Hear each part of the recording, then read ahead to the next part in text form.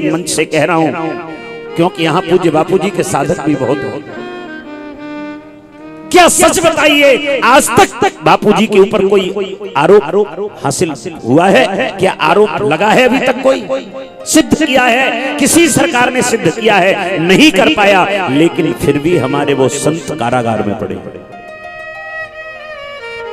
क्यों? क्योंकि आज हम हिंदुओं में फूट है। आज हम हिंदुओं में से कोई एक आवाज उठाने वाला नहीं है। अगर कोई एक हिंदू आवाज उठा करके चलेगा, उठो धरा के अमर सपूतो, पुनः नया निर्माण करो। जब तक पुनः नया निर्माण नहीं करोगे, तब तक हमारे महापुरुषों को ऐसे ही कारागार में डालते रहेंगे लोग। लेकिन उसके लिए हम सबको आगे आना होगा।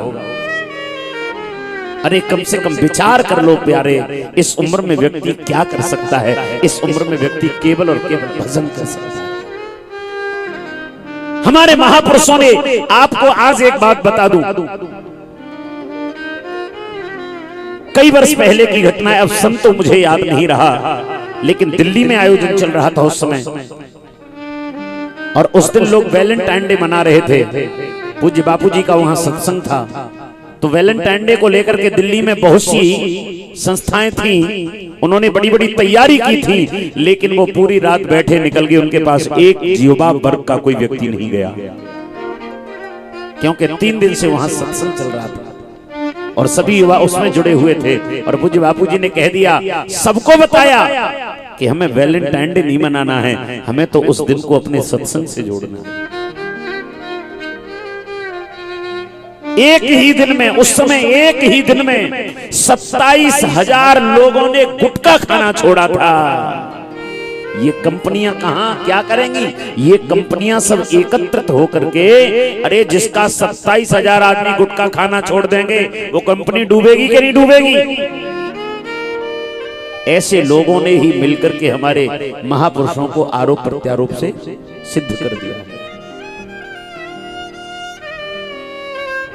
आपके महाराष्ट्र का तो नहीं पता, लेकिन हमारे उत्तर प्रदेश में अब बहुत ही जल्द महापुरुषों की एक संगोष्ठी टीम तैयार हो रही है, और वो इसी पर कार्य करेगी। या तो आप आरोप निश्चित करिए क्या आरोप है, और अगर कोई आरोप नहीं है तो इन्हें बाहर निकालिए। ऐसे कई महापुरुष हैं जिनको आरोप प्रत्यारोपों में घसीट लिया गया है। और मैं तो कहूंगा आप लोग भी, अरे आप लोग कुछ नहीं करते तो अपना वोट देते हो, जिस नेता को वोट देते हो उस नेता से एक बार कही अपील करिए आप लोग सब मिलकर के।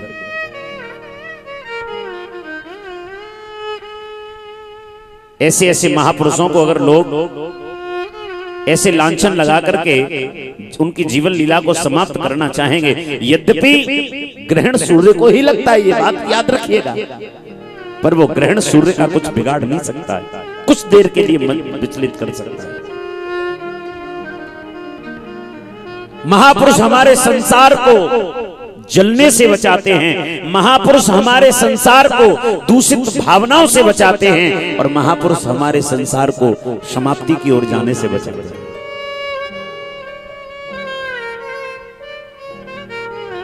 आप लोग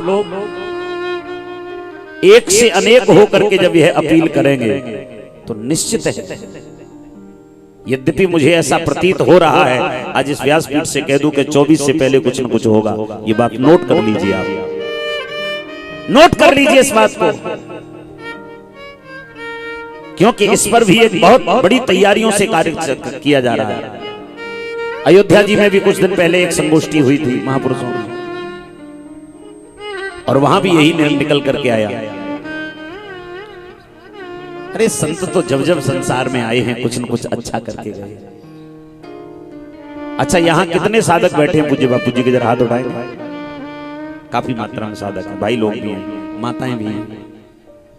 मेरी माताओं, एक निवेदन और करूंगा, एक निवेदन करूंगा सभी भाइयों से। बहुत से लोग कहते हैं, कई बार मुझसे एक क्वेश्चन करते हैं, प्रश्न करते हैं, गुरुजी हमारे गुरुजी तो इस समय कारागार में, क्या हम भजन करें या न करें?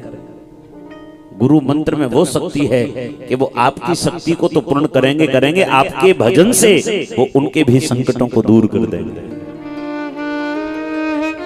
और हो सकता है, ये मत सोचिएगा, ये महापुरुषों की लीला भी हो सकती है। महापुरुष और परमात्मा कब कौन सी लीला कर दें, ये कोई दो राय नहीं, याद रखिएगा।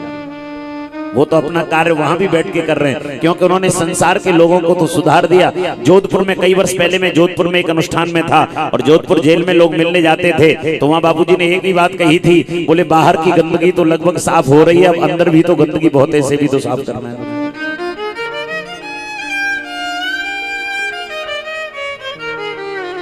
बंधुओं, हम दूसरे की ओर उंगली उठाएं, तू बुरा है, उससे पहले एक विचार कर लेना, ये जो 3 उंगली है ना, ये मेरी ओर इशारा कर रही है उल्टी होकर। बोले एक उंगली जिसकी ओर हम उठा रहे हैं उससे 3 गुने बुरा ज्यादा हम खुद हैं। तो हमें हिंदुत्व के नारे को लेकर चलना है, महापुरुषों पर कुठाराघात न हो, इसका विचार करना है। अब लोग कहते हैं जी हमें क्या मतलब, हम तो साधारण ग्रस्त आदमी हैं। अगर आप सभी साधारण ग्रस्त बनकर के बैठ जाओगे तो एक दिन वो आएगा कि हम अपने मस्तक पर तिलक नहीं लगा सकेंगे, हम शिखा नहीं रख सकेंगे, हम तन पर यज्ञोपवीत नहीं पहन सकेंगे, हम जय भारत माता की नहीं बोल सकेंगे, हम जय श्री राम नहीं बोल सकेंगे, हम जय श्री कृष्ण नहीं बोल पाएंगे, क्योंकि ऐसा कुठाराघात कर रहे हैं लोग। परसों मथुरा में 27 रोहिंग्या मुसलमानों को पकड़ा गया, चोरी छुपे कहां से निकल के आ जाते इनका यही नहीं पता, और उनका केवल और केवल ये ही सिलसिला चल रहा है कि कैसे भी हिंदुत्व को नष्ट करो।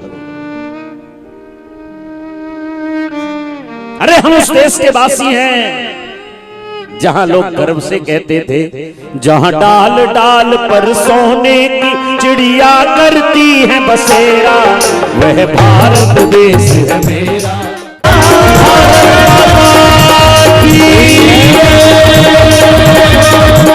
भारत माता की गौ माता की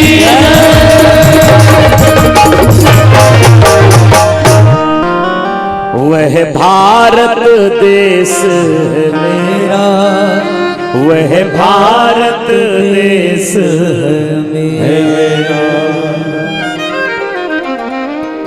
हम उस देश के वासी हैं, हमारा भारतवर्ष सोने की चिड़िया था, है और रहेगा। हिंदू कहते हिमाने हिमाचल और इंदु माने चंद्रमा, जो हिमाचल की तरह स्थिर रहे और चंद्रमा की तरह चमकता रहे उसी को हिंदू कहा जाता है। हमारे हृदय में अपने हिंदुत्व के प्रति गूंज बनी रहनी चाहिए, और जिस व्यक्ति के हृदय में हिंदुत्व के लिए गूंज है वो कभी पीछे मुड़कर नहीं देखेगा। अरे याद करो हम अपने उन नेताओं को, उन भाइयों को जिन्होंने हंसते हंसते फांसी के फंदे को चूम लिया, किसके लिए? केवल और हम केवल हमारे भारत को आजादी दिलाने के लिए। लेकिन आज भारत को आजाद हुए, आजाद होने पर भी हम लोग अपने घर में कैदी बनकर के बैठ गए। हमें क्या करना है, हम क्या कर सकते हैं? अरे क्यों नहीं कर सकते? हम बहुत कुछ कर सकते हैं, करने का जज्बा होना चाहिए हमारे हृदय में।